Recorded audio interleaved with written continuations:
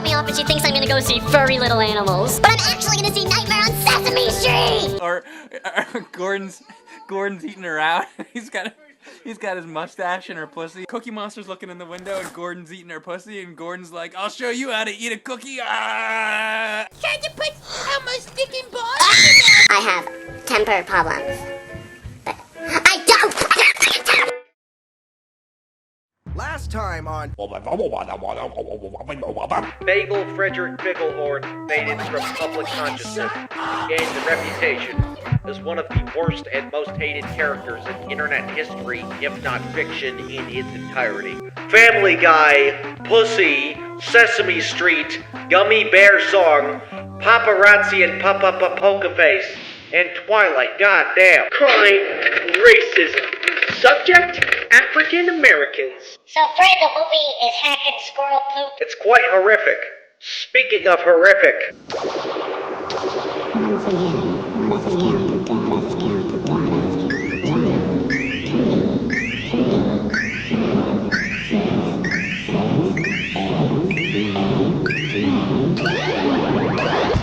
Hey, look at this. I've been cleaning out my desk. I found a whole book of my poetry.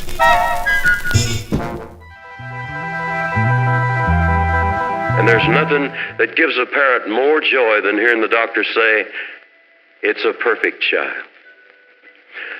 But what happens when fate doesn't go your way? What happens to the child? What happens to the parents? Somehow, of all the things that could be wrong with a child, retardation is probably the most difficult to accept. And yet, when you visit a center for retarded children, it only takes a few moments to be swept up into a joyous feeling. Hey, it's Henry, and I'm emo now because Erica rejected me. Whatever, her grandparents were Nazis, but now that I'm emo, I have to watch emo movies. And what better emo movie to watch than Fred 2, Night of the Living Fred, the super emo sequel to Fred the movie. Hey, yo, the pizza here! Oh, nigga! Because of the crime it would frequently commit in the past, heavy use of the N-word. Yeah, so because I guess the first movie did well enough for what it sought out to accomplish, getting high numbers on its premiere and I assume reruns, even if it wasn't a huge hit with its limited theatrical release. Nickelodeon took further action to capitalize off the character, leading to Fred 2, Night of the Living Fred, a Halloween special/sequel. Now, the title of the movie is a parody of Night of the Living Dead, but since it parodies Night of the Living Dead, you figured it'd be about zombies because Night of the Living Dead is about zombies, but it's actually about vampires. Yes, I know vampires are technically undead, but why not parody a vampire movie title? But then I realized there's not actually a whole lot of popular vampire movies. Can't forget such classics like Living Among Us, Morbius, I'm shouting Morbius. You know I'm copping hoes daily. look at this titty! Dracula Untold, and of course Twilight. As an example, Shaun of the Dead works as a pun because that movie is about zombies like Dawn of the Dead, the sequel to Night of the Living Dead. And I'm pretty sure the only reason why this concept was chosen for a sequel was to both capitalize/mock the then popularity of Twilight. In fact, Twilight is even referenced multiple times throughout the film. The concept technically expands on the concept of one of the songs from Who's Ready to Party?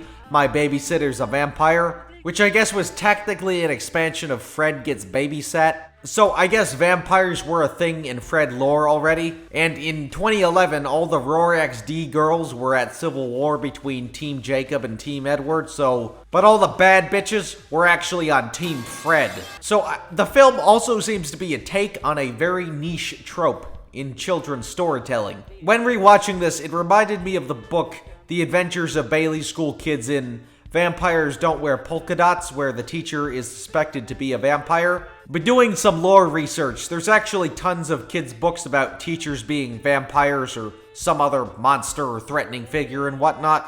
Guys, maturing is realizing that Miss Nelson is mid as fuck. Now, Miss Viola Swamp, on the other hand, that's who all the gamer boys want to get with. So I guess Night of the Living Dead is a spin on the teacher's a monster genre. That's what the kids call epic fail.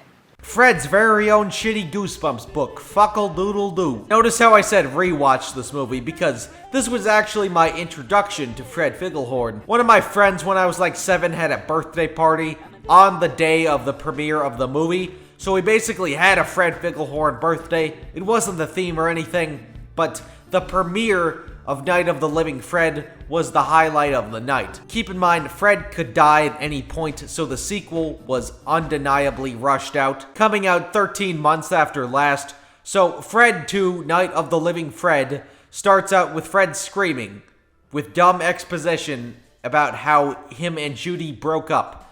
Judy. Yeah, we broke up. Dumped her. Yeah, that's right. Even though we just spent the whole movie searching for Judy's booty, they just fucking break up off screen. We even get an epic Family Guy cutaway gag, which is a parody of Casablanca, because 7-year-olds would get that reference. And this is just a really shitty in-universe reason for the fact that they couldn't get Pixie Locke back for the second movie. You ever wondered why Pixie was only in the first Fred movie? Her management wouldn't let her do the other ones. This ended her acting career, by the way. So we just have reused footage and, fanboy Lucas. Like, why would Fred break up with Judy? He's been stalking her since, like, kindergarten, and was willing to be a gangbanger in the pet store for her. Like, they could have at least had Fred learn that she's a bitch and only got with Fred because his Lady Gaga music video was so Lana Del Rey vital. But thankfully, we still have Jeanette McCurdy as Bertha, is what I would have said if this movie had Jeanette McCurdy as Bertha. Best thing, the second movie, Jeanette McCurdy quit and started Pixie Lott. That's when you know. They quit or did they not have enough time? They just said, we just don't want to be in it. See, I play Judy. Wait, that's cool. I don't blame her. So, Bertha, unlike Judy, got recast by Daniela Monet, which is somewhat of a high-profile actress for Nickelodeon TV movie standards. The one and only Daniela Monet! That's me! Most notably playing Trina from Victorious, which is probably the only reason why she also got casted as live-action Tootie in the live-action Fairly Odd Parents. Best day ever! Crocker has diarrhea, and school is let out early due to impending tornadoes. When it's totally sunny out. A few moments later. Hey, let go, Josh, tell him to let it go! Josh, tell him! Hi, I'm Saul Goodman. Did you know that you have rights? Then how do you plead to count 1? Attempted endangering children, felony of the 4th degree. Guilty. How do you plead to count 2? Disseminating matter harmful to juveniles, 1st degree misdemeanor. Guilty. So they just replaced Sam from iCarly with Trina from Victorious because network recognition. And Daniela playing Bertha was not a good decision, mainly because she's not very good at being sarcastic. Fact that it's impossible because she's the best music teacher in the world. In the whole planet. Okay. There she is. Mrs. Felsen? Contrary to Jeanette McCurdy, whose character on iCarly is a liar. Oh my gosh, the bear ate Freddy. Bad bear! Daniela's character on Victorious is a psycho, but she's more easily angered than rather a liar. Ooh, you're a scary witch. Come here, you little jerk. Taste the back of my palm. But you ain't my daddy. Nah, but I'm doing your mom. Doing your mom? That's just insulting! This is like George Orwell's book, 1984. Hashtag not my Bertha, but you want to know who is back? John Cena! But yeah, that's right, John Cena was fucking committed to his role as Dad Figglehorn. Not to insult Pixie Lott and Jeanette McCurdy, but I find it hilarious that they got John Cena back for the sequel, but not Sam from iCarly and some random British pop star. Alright, what do you want? I was thirsty. There you go. Sunny D. He's nuts. Yes, and it's the choice of a new generation. At least we still have Kevin's mom, and unfortunately Fred's mom. But Fred gets a new music teacher and he comes off like a pedophile. Well, who are you? I'm Fred. That tells me almost nothing. I'm a student here. I knew that. which I know wasn't the intent, but there was clearly no thought put into the fact that this is a teacher around children, and pedophile music teacher is moving across the street from Fred. Freddy, don't you love Halloween? I love Halloween because it's the only time minors are allowed near my house. So Fred meets up with hashtag not my Bertha, and we get introduced to a new character, Talia. It's like the new Judy, I guess. Why not just recast Judy? And it turns out Talia is Kevin's sister, a character who was never established, leading to screaming. Also, Rum William Brown and Fred's mom hook up. So, Fred turns into Alex Jones and starts stalking Mr. Brown, leading to the conclusion that he's a vampire because Twilight. Ripping children's heads off, stabbing them, dressed up like a werewolf, raping and killing children. And I bring this up because this is what all elites end up doing. Raping and killing children dressed up like a werewolf. This is where the film becomes very reliant on misunderstanding humor. It's like, look, he's actually doing something bad or vampire-ish, but no, he isn't. Then after some InfoWars, Fred and Bertha stalk Brown and Fred's mom's date. But then John Cena shows back up and is like, we have to wrestle, and it turns into this actual WWE match in a stadium and shit. Like, this is an actual thing that happened in WWE history.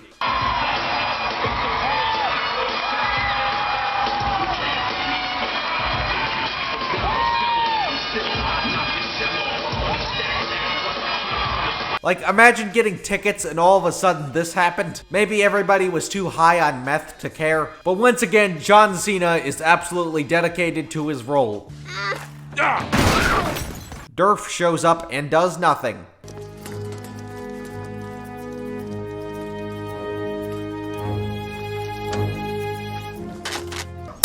Oh my god, he's actually turning into Elliot Rodger.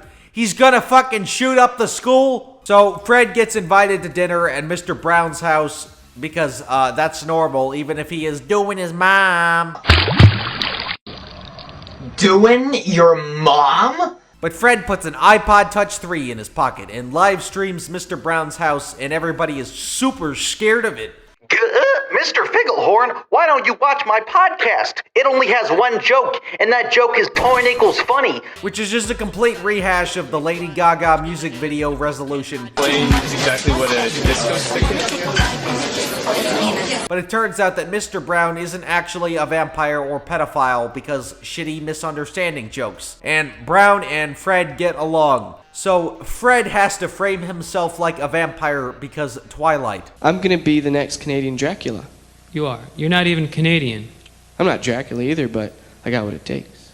So they pull an epic Twilight on Kevin, which makes Brown look good. And then he actually moves away, but it turns out he was actually a vampire the entire time. So Fred the Movie 2 is surprisingly an improvement. It's the Roderick Rules of the Fred series. Greg Heffley, please do not say the N-word in my classroom. Hey, fuck you! It's abysmal to sit through, but it's actually far less reliant on some of the worst aspects, such as random singing and random screaming. There's still plenty of random singing and screaming, though.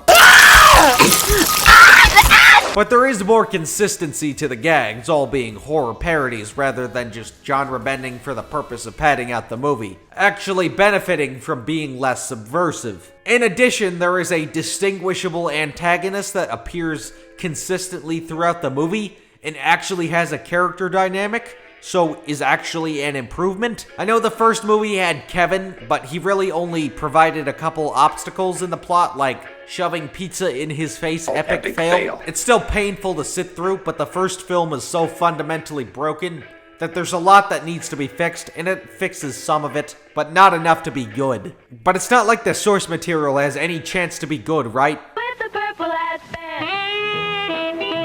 To address some of those things, I also want to tell you that for the future of Fred videos, I'm gonna be a cartoon! I mean, I'm still gonna make some videos of me, but there's also gonna be an animated series that I drew all the pictures of myself. See, I've always wanted to be a cartoonist, and I think this is the perfect platform to showcase my talent. Alright, well, I'm gonna go film the first episode of the animated series, so I'm about to turn into a cartoon. Here we go!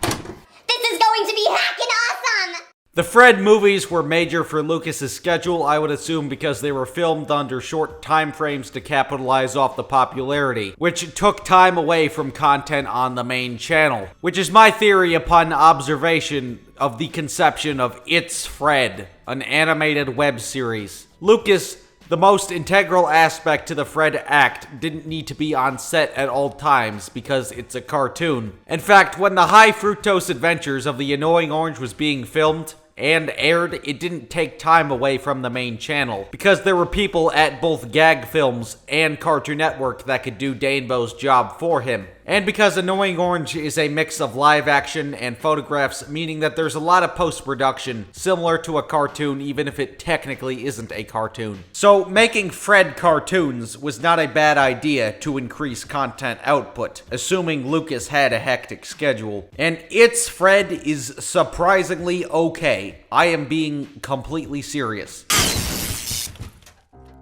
I think I just saw Jesus. I had no idea he was black. It is miles above everything before and after, and a definite step in the right direction for the franchise. The series was created by Kate Baudelaire and Eric Casimiro, two showrunners prominently known for their work on The Wild Thornberrys and Rugrats, even returning for the reboot nobody cared about, as well as some other stuff. The two have worked together a lot throughout their careers, which were like some actual shows on television, so it's somewhat of a resume. You know, compared to Clay Wiener and Michael Titties. It's Fred makes some changes, but for the better. Fred's voice is in his movie voice and is not edited, which is better because the show is narrated by Fred, similar to the web original recapping his day. But in this instance, he recaps the day, but there's some conflict that's already occurred, and the fact that some conflict that is crazy is clearly going on makes the establishment of a conflict far more interesting, and gives Fred more of a reason to narrate. The conflicts can be a lot more apeshit, which takes advantage of it being a cartoon. Like when the lunch ladies start committing hate crimes against a foreign exchange student. We will not let foreigners destroy this country. You are jealous of our liberty. Taste our revenge. Fadilla, you are my guest here in this country. Let me be your human shield. This crime, racism. Subject, Arabs. But each episode follows the formula of establishing a disaster, starting out normal with Fred doing something stupid over Judy, then the disaster escalating. Judy is given more of a focus, which gives the audience more of a reason to be invested in Fred's desires. And even if the lessons aren't really actual lessons, he does learn something at the end, which is a nice way to end the story. Kevin also makes a return and has a more prominent role to better create a rivalry between him and Judy. The best change to the series has to be the way Fred's mom is portrayed. Like I said, Fred's mom is more annoying than Fred in the Fred movies. But with that comes a lot of sacrifice, and part of that sacrifice is not getting invited to a lot of parties. So we're going. But in this iteration, she's still a criminal and ghetto trash. In fact, there's a lot more prostitution jokes. But Fred's mom actually does care about her son. And it is kind of a sweet dynamic, even if she is more of a whore than ever. And my mom said her favorite word. Lawsuit! In fact, we get to see Fred's dad. Not John Cena, but his actual father, who is in prison, but still cares about his son. And keep in mind, John Cena is a hallucination. Fred's dad is actually canon to the reality of this iteration of the character, unlike the previous interpretations. Keep in mind that the web original had lots of dark humor without actually cursing, and the previous Nickelodeon movies toned that aspect down. So the edgier tone, more resemblant of the original is here, and it's not too explicit about it, which is actually more creative. Hello? Social services? I think my mother is harboring homicidal tendencies. Finding a way for a character to basically say fuck requires way more work than just writing fuck in the script. One major flaw is the lack of Bertha in the series. Many of the conflicts relate to Fred's stupid decisions and another character to work off of to better influence the stupid decisions, in which Bertha is also a weirdo loser and wouldn't know any better. Fred not having another stupid character to work off of is kinda like SpongeBob without Patrick. And the conflicts do kinda remind me of Regular Show with the shit hits the fan type escalation, and how some Regular Show conflicts relate to Mordecai putting Margaret over himself and an apocalyptic disaster ensuing. Fred essentially does the same here with Judy. Ooh, that blonde guy is hot. Totes, like Kanye, only white. So besides the lack of Bertha, I think the team did the best with what they could with heavy budget limitations. Honestly, if It's Fred got a full Nicktoon on Nickelodeon with a larger budget and a couple tweaks like more developed conflicts and more characters, there could have actually been a good Fred show. It was not great or anything, but it was a step in the right direction that most people forgot about. And it was really refreshing considering how bad all of the media before and after was. But speaking of after... Hey, it's Fred! Hello, friends. My name is the YT Watchdog.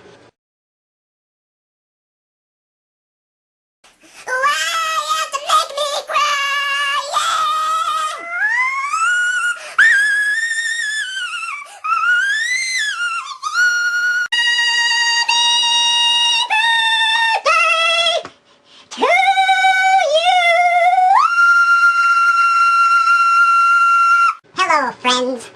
My name is the YT Watchdog. But I don't hate the neighborhood squirrels. I love them. There's a chipmunk. A chipmunk. Chippy, chippy, chippy. I give you some chicken. Ah! There's a shark.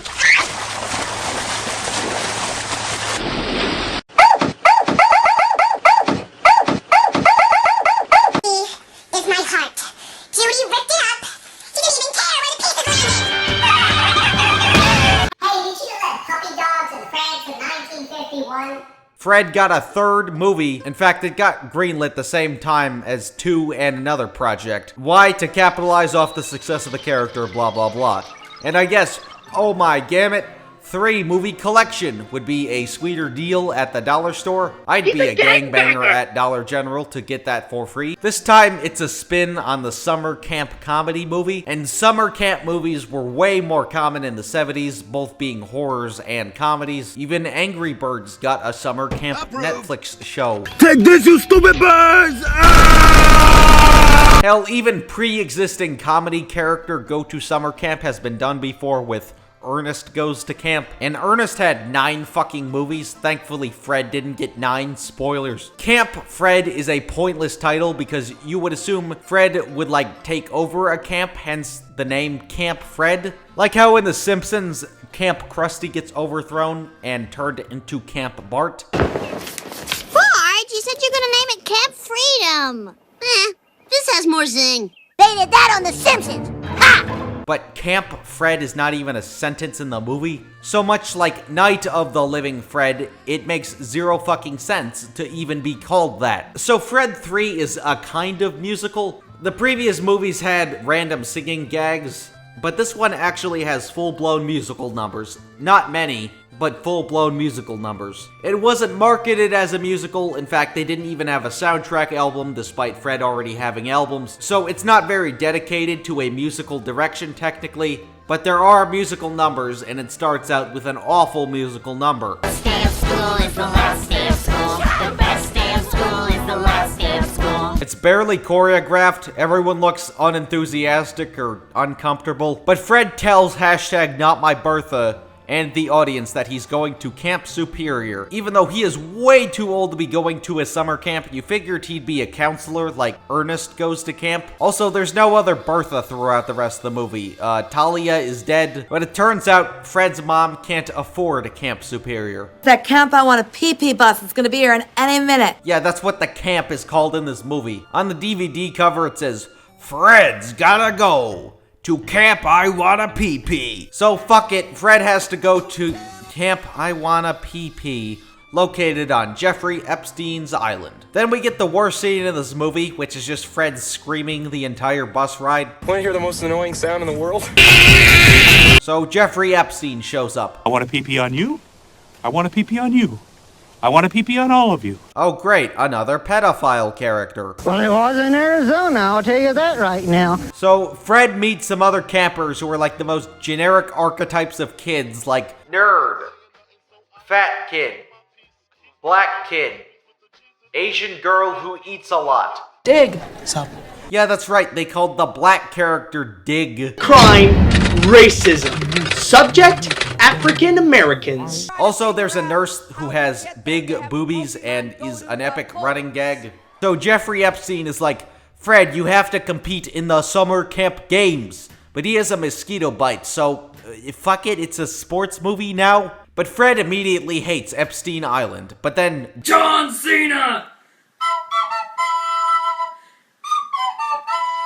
fuck yeah, but he doesn't do anything and he disappears right after. John Cena is barely in this movie, unfortunately. But John Cena's dedication to his role is extremely commendable. So, Fred goes fucking apeshit and turns into Alex Jones again, and he believes that Jeffrey Epstein is actually a giant rat that eats people. Children's heads off, stabbing them, chewing their throats out, blood spraying all over the walls. You'd eat and eat and eat and vomit and vomit and vomit and feed the vomit to the dogs outside and vomit. Which is just a rehash of the conspiracy bullshit about his teacher being a vampire. So, Fred gets high off of berries. Yeah. Do you know what I do when I'm not feeling very good? What's that? I rap. Head, mess with me and you're gonna see red. F to the R to the E to the D when you meet me. So, Fred discovers an epic hideout with cheese fries and that Jeffrey Epstein isn't actually a rat. So what was even the fucking point of this conflict? Then Fred and the cast of Total Drama Epstein Island commit an act of domestic terrorism. Then Kevin shows up in a forced attempt for a climax, and he's somewhat of an antagonist, I guess. So, fuck it, it's a sports movie. So, Team Epstein gets their ass kicked, and oh no, they're losing, but maybe they'll win in the end. The summer camp games are all boring as shit and just involve gross out humor. Camp on a pee-pee. Rappity rap, oh rap, catch you. Kevin's rap is unironically better, but Quentin Reviews shows up and is like, oh, Camp Epstein. By the way, I fucking hate Trump. Then they win, and Fred realizes that Jeffrey Epstein Island was actually pretty epic after all. And Fred 3, Camp Fred, is one of the worst movies ever made. I'm not even fucking joking. At least the first two had some redeeming qualities. Very far and few between, but some. Like, at least the previous two movies, there was, like, a goal. Like, finding Judy or uncovering if Fred's teacher was a vampire. Like, what's the concept of Camp Fred? Fred goes to camp.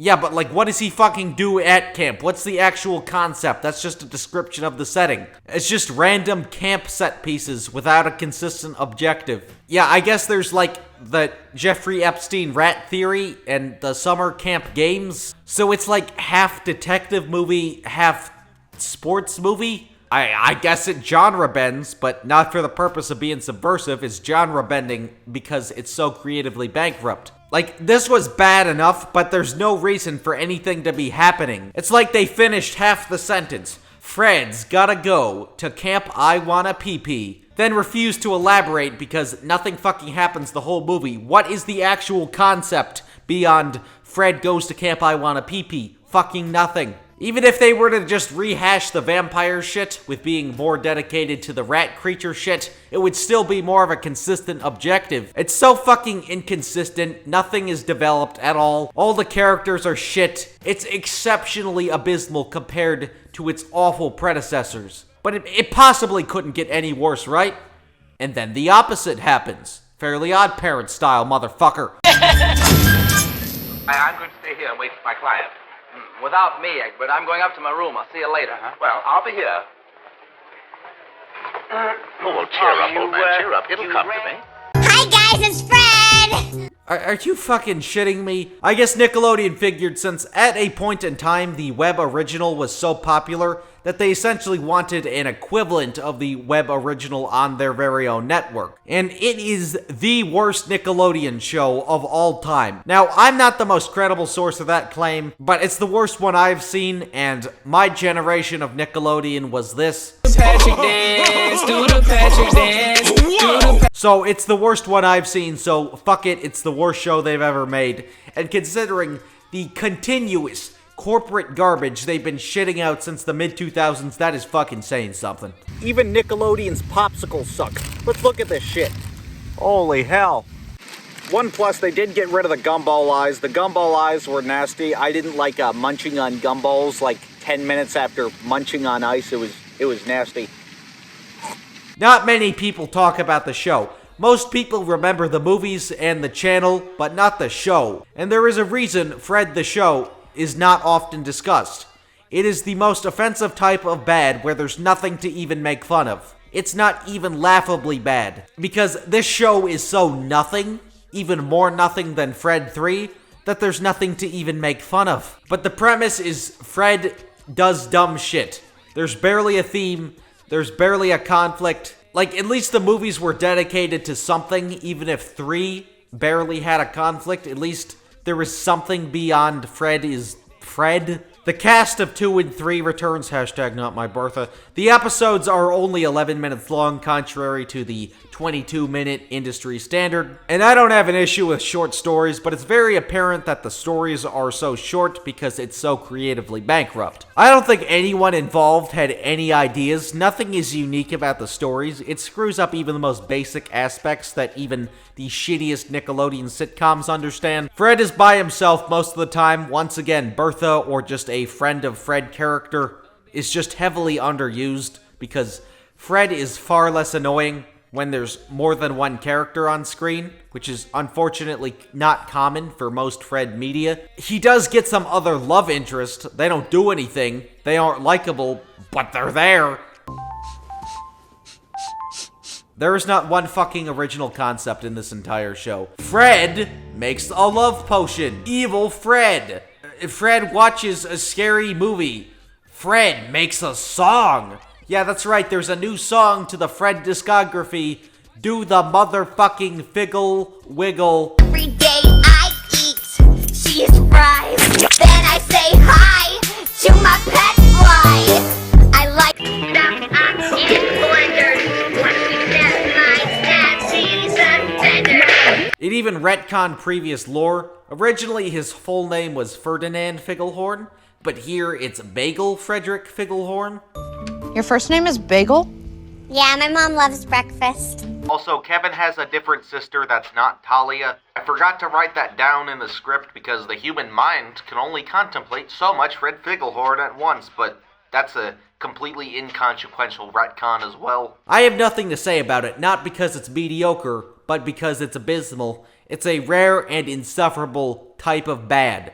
Oh, fine, we'll play it.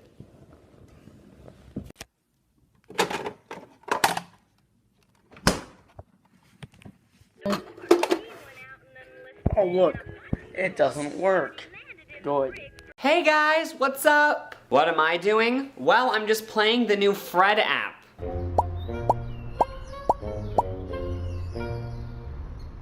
This game is a lizard gizzard blizzard made by a fucking wizard. Yeah, so Fred got multiple apps because this is when Angry Birds was popular or something. It's Fred. The app. All of these games are defunct and don't have physical releases, so it's basically lost/rare media, unless you have an iPod Touch 3 with it still installed, assuming the damn thing still turns on. So I couldn't actually play the games, but I thought they were worth mentioning. But It's Fred is based off the animated series, which looks like a collectathon and a where the fuck do I go type of game. And keep in mind, this was a mobile game in 2012, and it looks like a PS2 game. I assume the controls were ass because 3D games typically require some sort of analog stick. So I assume the controls were very similar to Minecraft Pocket Edition or Pixel Gun 3D mobile version. I guess the only thing that you could do was dance off with Kevin and collect shit. It looks very boring and confusing. There was a mini clip game just simply titled Fred Figglehorn. To my knowledge, you just dodge obstacles while being chased after Kevin. And the screams are very loud for me because I'm having headphones right now. And, yeah, the screams are very loud. Figglehorn Fling was a tie-in to the first movie and is Angry Birds, but like bouncing on shit, hitting things like Kevin and kiddie pools to stay flying high in the friendly sky as long as possible. Can't forget the final Fred game, a tie-in with Fred 3, Camp Fred. Let the games begin, based off the epic Summer Camp Games third act of Fred 3. Camp, I wanna pee-pee.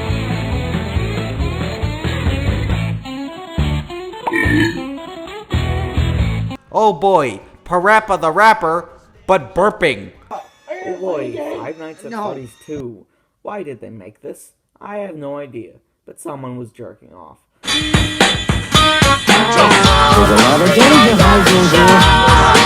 Didn't stop. He went on, bowing and scraping to the rats, his big blue eyes rolling and winking, his wild red hair waving about him. Oh, it's just Weezer. Weezer? Oh my god, it's Weezer! Shut up! I grabbed him by the arms, slapped his face. He looked at me like a child. Wasn't that lovely? I was in love with a girl once. Really? She made a fool out of me. And you never recovered.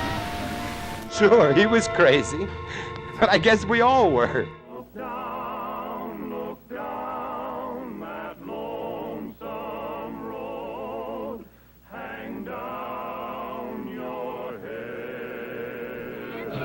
That's a nice thing. Isn't that beautiful? Lucas Cruikshank got another show on Nickelodeon, Marvin Marvin, which is probably the second worst Nick show. Now, I know the point of the video was to talk about Fred Vigglehorn, but this is kind of important to Fred lore despite not featuring Fred. And I'm aware Lucas was in some other stuff like the Monsters vs. Aliens show, Hannah Montana, and the Big Time Rush show, but those aren't really important to Fred lore. But Marvin Marvin is notable because it pretty much destroyed his involvement with Nickelodeon because it was so poorly received. But Marvin Marvin is a fish-out-of-water comedy about Marvin, an alien. Yeah, that's right, they couldn't even come up with an original alien name. In fact, if you Google the show, Marvin the Martian will show up. But Marvin the alien is sent from his home planet to Earth, and he has to learn what it means to be a human. Yeah, it's kind of like Alf or E.T., but with a shitty Nickelodeon coat of paint. Marvin doesn't do a human tasks or skill correctly. Then he clarifies his mistake and what he misunderstood. Hey, look, it's Pet Store Guy. Like I said, this show was incredibly poorly received, and it is, if not the #2 worst Nick show. Lucas didn't really have anything to do with it besides acting, so it's not really his fault. However, most Fred media, Lucas at least got a chance to write or produce or something, but this show was not his fault. Oh, what the fuck's happening? Oh, man, man! Oh man, I shot Marvin in the face. Why the fuck you do that? But this show is notable because it's his only major starring role, not as his signature character. His other non-Fred roles being very minor or one-off. Okay, Lucas, now it's game time! So we're gonna play a couple of my favorite party games. This one is called Headbands. So I'm gonna put a fun word on my head, and you have to try to get me to guess what it is. Are you ready? Yeah. Okay, here we go.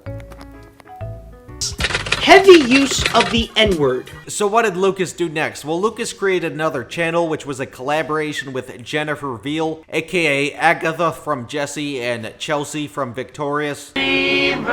Next. So what I'm gonna do now? Oh my god, Tori, watch out! I am the reason Dan Schnitter is famous. I'm the haters, Miranda. Let me tell you the thing about haters. They're giving you just as much attention. But Jenny left and now the channel is just called Lucas. Fred disappeared, but Lucas didn't go anywhere. But in 2014, Fred was back. Hey, it's me, the new Fred! Hey! Remember the Fred character with his funny YouTube videos? Well, now Fred is back! And he's even crazier! Oh my goodness, Asian people kidnapped Fred! Now, of course, Asian people didn't actually kidnap Fred, but Fred was recast with a kind of new character referred to as New Fred. New Fred was presumably intended as a revival to the English audience, but also an attempt to reach a multinational audience. The rights to the Fred channel was bought out by the Young Sting Corporation, which is a cereal company in South Korea, hence to why Fred's voice actor is South Korean and not even similar in appearance to Lucas. Damn, they beat Disney to the cash grab remakes with race swaps. But why the fuck is a cereal company buying Fred? But New Fred still has a pitch-shifted voice despite having a high-pitched voice because New Fred is actually a child. I even taught the original Fred! I'm better, more high-pitched, more squeaky. But unsurprisingly, Fred the anime only lasted 3 official episodes. New Fred Goes Swimming, New Fred Loses His Meds, and New Fred Goes to the Dentist, which are all remakes of web original episodes. What the heck is this? Ha ha, you probably thought this was your dad, you loser. Anyways, I told you that I know where you live. P.S. Your voice is weird. From originalyoutube.com/FredOwner. I was a fan of original Fred, but you are even funnier. Yay! I I'm so glad you have come to YouTube. Yay! What is your favorite cereal? Next time cereal. What's with all this cereal? Yeah, so this random South Korean cereal company bought Fred to advertise cereal. And for some reason, they thought it was a good idea. They clearly didn't put themselves into the perspective of the Figgle Hoochies. Hi, hey you. Yeah, fuck you. We are going to get rid of Fred, replaced with new actor, and advertise cereal. Totally not one of the stupidest decisions in the history of YouTube. They tried to presumably combat negative reception by making a 4-part crossover between Lucas and himself and New Fred, even bringing back Claudio. And is some, like, giant lore payoff, I guess. Durf is noticeably missing. Not going anywhere. What is your problem, you crazy man? My problem? What's your problem? That you locked me in a cage. You deserved it. Jeez, Claudio, what is your problem with Fred? You want to know what my problem is?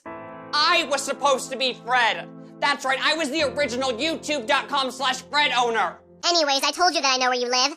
P.S. Your voice is weird. From original YouTube.com/Fred owner. Give me back the camera! Why, hello, fellow beings. But this crossover was clearly only done to combat the poor reception of New Fred. It's kind of a finale to Fred lore, similar to Filthy Frank having a canonical ending, and it's kind of a final goodbye to Lucas's commitment to the character. What's wrong? It's just, I don't know if I want to make any more Fred videos. What? It's been so much fun with you for the past 8 years, it's just, I don't know, it just feels like it's time to move on. I'll always be with you.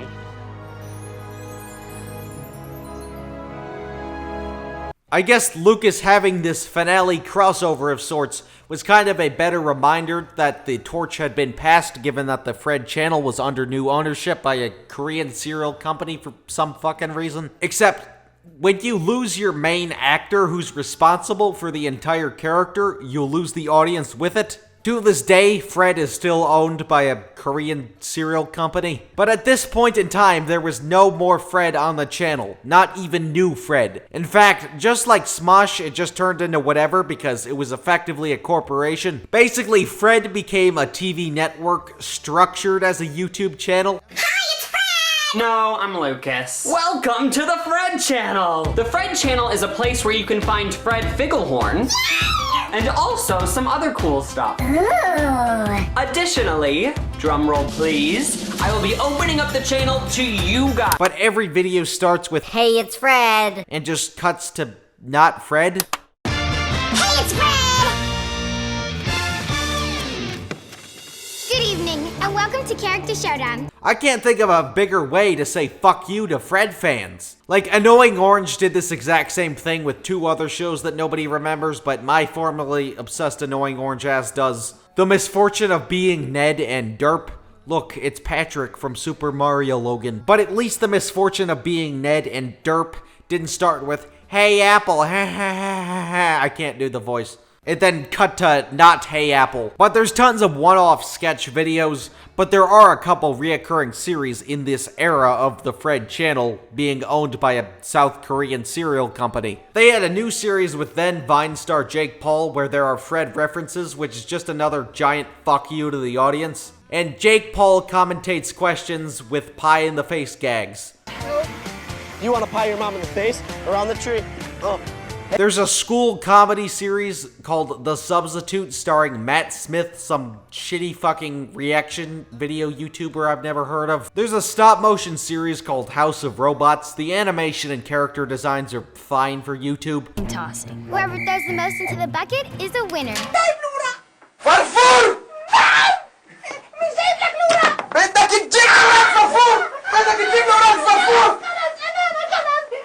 Is of utmost importance. Focus on the omelette, and if you can, stop by the pudding shop on Dorchester Street. Here we go! Oh, shitty Minecraft videos. It's not YouTube in 2014 without shitty Minecraft videos. I understand why all the kids are playing this game these days. It's because they like to build brown bricks with Minecraft. There's a superhero comedy called The Chronicles of Fred. Fred standing for something I'll establish in a second. Oh, look, more middle finger equivalent of Fred references. You guys won something? Yeah, we did. That's great. Not. Quiet! Enough of these tablets. Put them down and find something else to do for 20 minutes. Justin and I have a rap song to record. And you Great performances all around. Which isn't the children's fault, but great performances. Greetings, chosen ones. Whoa, who are you? Fucking Chocolate Rain is in this? Tay is just on a green screen. They couldn't even get him to show up. Chocolate Rain. But these kids form the lamest superhero team of all time called Fred. Fred serving as an abbreviation for the characters' names, which are, get this, Fart, Great job, Fred. You saved Fart from the enemies. Red Hot, Electra, and Destruction. Kids interviewing people, fuck it. One time, your mom and dad decided to go hang out, and they started touching each other. They somehow made the Fred channel worse than it already was. I'm not even exaggerating. Then the channel died because nobody gave a fuck about these new shows and Lucas wasn't involved in it at all. After all the failed projects and Lucas not owning the channel anymore, Bagel Frederick Figglehorn faded from public consciousness and gained the reputation as one of the worst and most hated characters in internet history, if not fiction, in its entirety. But he didn't disappear entirely. Lucas's channel, now just called Lucas, has been consistently uploading as of July of 2023, and there is occasional references to the character in kind of a self-parody sorts of reflecting on his past, even depicting Fred actually getting with Judy, who went down a very similar path to his mother. Tell me that. Fred, why are you making these videos again? As you guys can see, Judy's life has taken a turn for the worst. She's just really depressed because Kevin dumped her and now she's a stripper. I'm not a stripper, I'm a dancer. But in 2020, Lucas made a Fred TikTok, which is just brief gags and facts about the character. The TikTok was made in a self-aware way, but the page hasn't posted since August 22nd, 2021, so it wasn't hugely successful. Not that much work was put into it to begin with. But it's kind of unfortunate he's not really trying to do anything beyond vlogs and reaction videos, the lowest tier of content. I mean, like, the man has basically been kicked out of Hollywood since Fred the Star, Fred Figglehorn isn't a flex to put on your product. And not even the creator really wants anything to do with the character. But Fred does actually have some relevance in the Annoying Orange channel, which we have to contextualize the current state of. Hey there, kiddo. What did you learn about today? Marxism! Annoying Orange still going strong to this day. Not as strong, but strong. Hey, Apple. Hey, Apple. Hey, Apple. Hey, Apple. Orange Nugget style. Hey, midget apple. So bad. I established that you could tell that the early years that there was some subtlety and good intentions, but it just got lazier and stupider over time due to its massive popularity. And it basically was devoid of any quality whatsoever after a few years went by. And I'm not saying the original episodes are good, but you could tell they were at least trying. They were at least trying to make something good. They failed, but they definitely financially succeeded because it was really popular, but it doesn't... Gosh, I have to go to the bathroom so bad. Skibbity, skibbity, skibbity, nah, nah. Bro, what are you doing in the toilet? What do you mean? I am the toilet. Skibbity, skibbity, nah, nah, nah. But the next generation of kids watching Annoying Orange can still watch the old videos. And one of the old video series still continuing to this day is called Ask Orange, a Q&A series, which is currently on episode 89 as of July 2023. But Ask Orange is a spin-off of sorts to Danebo Exposed, which was a Q&A show both answering actual questions and crazy suggested VFX shit. You ever hang out with bacon? Sure, all the time. Usually never ends well though. Hey, how's it going, Bacon? Hey, what's going on, Dane? Just been working out, you know, trying to trim the fat. Yeah, I was gonna say, you're looking pretty good. Slimming down. Hey, thanks, man. Yeah, I usually run like 5 miles a day and then do like a half hour of cardio. Episode 5 of Danebo Exposed was entirely dedicated to Annoying Orange, but this formula was pasted onto the Orange channel with Orange as the host. When are you going to make a Terminator show with Orange as Arnold, Pear as Robert Patrick, and Midget Apple as John Connor? Sorry, Shad. I don't think that's gonna happen. What? Come on! You bought this machine gun for nothing? 1 like equals 1 TNT out of Pear's butt. What? Ah! Whoa! Oh my gosh! No! Stop liking the So, Fred makes occasional appearances on Ask Orange, but only in a reused green screen asset form. That is ripped from what was originally shot for Fred versus Annoying Orange. 10 million screaming Freds on Baldy. I am sick and tired of this Fred person you keep sending to scream at. Fred, being performed by his actor, for the most part is gone, but lives on in memory, not a positive memory, but lives on in infamy, and still has some relevance on the Annoying Orange channel. Say, look at this! I've been cleaning out my nest, and I found an old book of my poetry.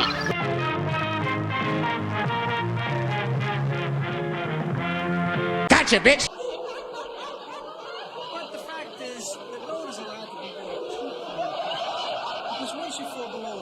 Once upon a time, in the black part of the city,